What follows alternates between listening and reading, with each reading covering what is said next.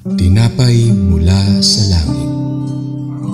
A daily morning devotion with CRC Family.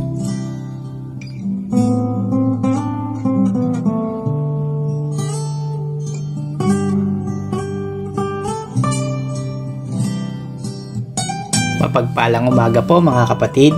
Tayo po ay muling magsama-sama sa panibagong araw ng pag-aaral at pagbubulay ng salita ng Diyos dito sa Tinapay mula sa langit. Tayo po'y manalangin. Aming dakilang Diyos, Ama sa langit, tinataas po namin sa inyo ang gawaing ito na ikaw po ang pumagitna sa aming mga puso't isipan sa mga oras na ito. At naway ihanda niyo po kami sa maikling pagbubulay-bulay namin sa inyong mga salita.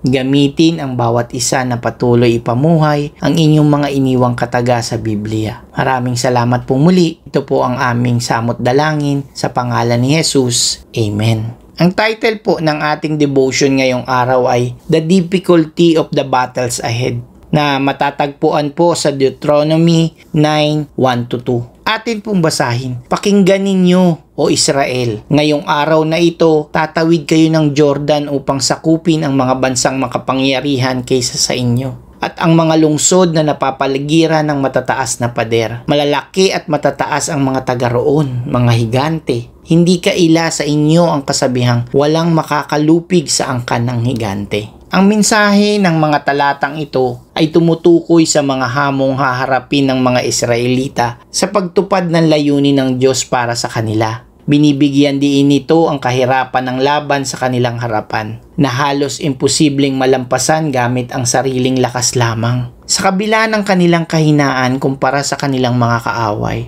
ang kanilang tagumpay ay nakasalalay sa pagsama ng Diyos sa kanila.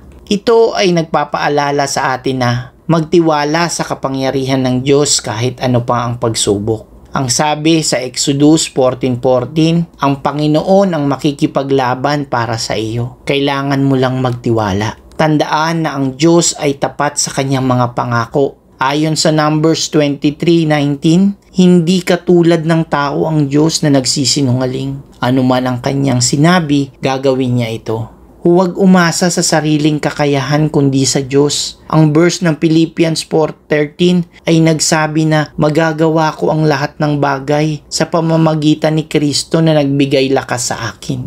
Magpakumbaba at magpasalamat sa bawat tagumpay. Sabi sa James 4:6, ang Diyos ay laban sa mapagmataas, ngunit nagbibigay ng biyaya sa mga mapagkumbaba. Sa kabuuan, ang Deuteronomy 9:1-2 ay nagpapakita na kahit gaano pa kalaki ang pagsubok ng ating haharapin, mas malaki ang kapangyarihan ng Diyos. Ang Diyos ay tapat sa kanyang mga pangako, kaya't maaari tayong magtiwala na gagabayan niya tayo.